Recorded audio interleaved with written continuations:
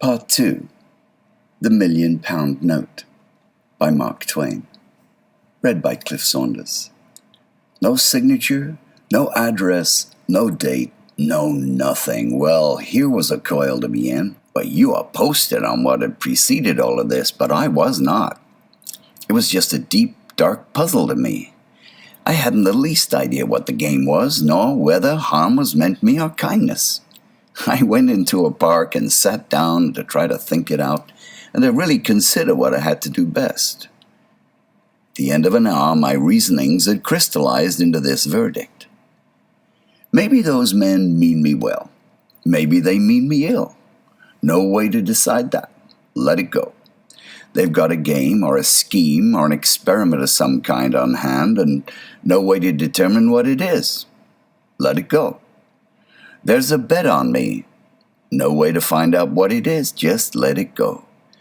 That disposes of the indeterminable quantities. The remainder of the matter is tangible, solid, and may be classed and labeled with certainty. If I ask the Bank of England to place this bill to the credit of the man it belongs to, they'll do it, for they'll know him, although I don't. But they will ask me how I came in possession of it, and if I tell the truth, they'll put me in the asylum naturally, and a lie will land me in jail. The same result would follow if I tried to bank the bill anywhere or to borrow money on it. I've got to carry this immense burden around until those men come back, whether I want to or not. It's useless for me, as useless as a handful of ashes, and yet I must take care of it and watch over it while I beg my living.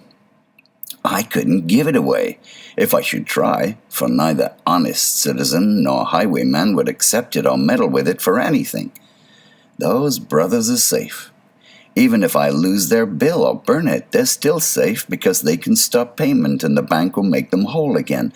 But meantime, I've got to do a month's suffering without wages or profit, unless I can help win that bet, whatever it may be, and get that situation that I am promised. I should like to get that. Men with that sort have situations in their gift that are definitely worth having. I got to thinking a good deal about that situation. My hopes began to rise. Without doubt, the salary would be large. It would begin in a month. After that, I should be all right. Pretty soon, I was feeling first rate. By this time, I was tramping the streets again. The sight of a tailor shop gave me a sharp longing to shed my rags and to clothe myself decently once more.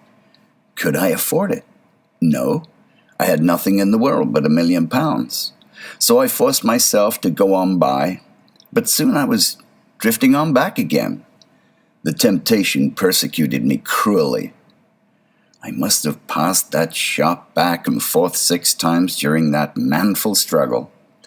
At last I gave in. I had to. I asked if they had a misfit suit that had been thrown on their hands. The fellow I spoke to nodded his head towards another fellow and gave me no answer. I went to the indicated fellow, and he indicated another fellow with his head, and no words. I went to him, and he said, "Tend to you presently." I waited till he was done with what he was at, and then he took me into a back room and overhauled a pile of rejected suits and selected the rattiest one. For me, I put it on. It didn't fit and wasn't in any way attractive, but it was new, and I was anxious to have it, so I didn't find any fault and said with some diffidence, "It would be an accommodation to me if you could wait some days for the money. I haven't any small change about me." The fellow worked up a most sarcastic expression of countenance and said, "Oh, you haven't? Well, of course, I didn't expect it. I only expect gentlemen like you to carry large change." I was nettled, and I said, "My friend, you shouldn't judge a stranger by the clothes he wears. I'm quite able to pay for this suit. I simply didn't wish to put you to the trouble of changing a large note." He modified his style a little at that and said, though still with something of an air, "I didn't mean any particular harm, but as long as rebukes are going, I might say it wasn't quite your affair to jump to the conclusion that we couldn't change any note that you might happen to be carrying around. On the contrary, we can. I handed him the note and said, "Oh, very well. I apologize." He received it with a smile, one of those large smiles which goes all around and over and has folds in it and wrinkles and spirals and looks like the place where you'd have thrown a brick in a pond. And then in the act of his taking a glimpse of the bill, this smile froze solid and turned yellow and looked like those wavy, wormy spreads of lava which you find hardened on little levels on the side of Vesuvius. I never before saw a smile caught like that and perpetuated. The man stood there holding the bill and looking like that, and the proprietor hustled over to see what was the matter, and he said briskly, "Well, what's up? What's the trouble? What's going on?"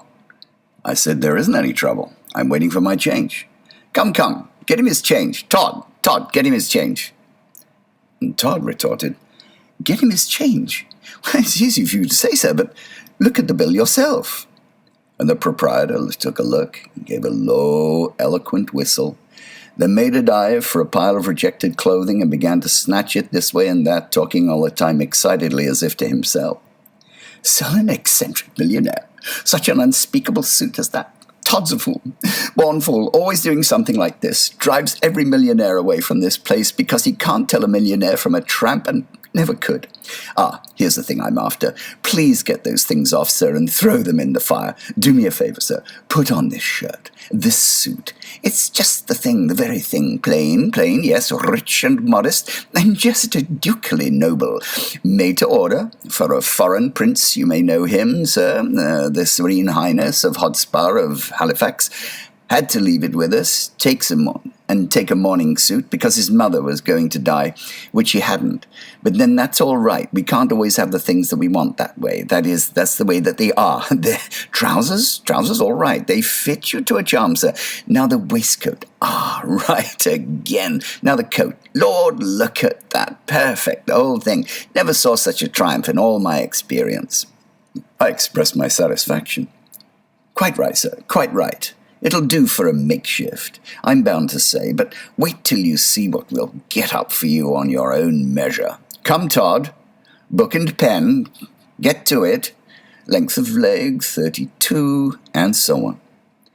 Before I could get in a word, he had measured me and was giving orders for dress suits, morning suits, shirts, and all sorts of things. When I got a chance, I said, "But my dear sir, I can't give these orders unless you can wait indefinitely or change the bill." Indefinitely? It's a weak word, sir. A weak word. Eternally. That's the word, sir. Todd, rush these things through and send them to the gentleman's address without a waste of time. Let the minor customers wait. Set down the gentleman's address and... "Well, I'm changing my quarters. I'll drop in and leave the new address." "Quite right, sir, quite right.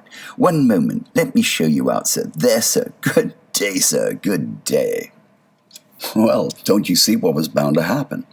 I drifted naturally into buying whatever I wanted and asked for change. Within a week, I was sumptuously equipped with all the needful comforts and luxuries and was housed in an expensive private hotel in Hanover Square. I took my dinners there, but for breakfast I stuck by Harris's humble feeding house, where I had gotten my first meal on my £1,000,000 bill. I was the making of Harris. The fact had gone all abroad that the foreign crank who carried £1,000,000 bills in his vest pocket was the patron saint of the place, and that was enough. From being a poor, struggling little hand-to-mouth enterprise, it had become celebrated, overcrowded with customers. Harris was so grateful that he forced loans upon me and would not be denied. And so, pauper as I was, I had money to spend and was living like the rich and the great. I judged that there was going to be a crash by and by, but I was in now, a must swim across or drown. You see, there was just that element of impending disaster to give a serious side, a sober side, yes, a tragic side to a state of things which would otherwise have been purely ridiculous. In the night, in the dark, The tragedy part was always to the front, and always warning, always threatening. And so I moaned and tossed and turned, and sleep was hard to find. But in the cheerful daylight, the tragedy element faded out, disappeared. And I walked on air and was happy to giddiness, to intoxication, you might say. End of part 2.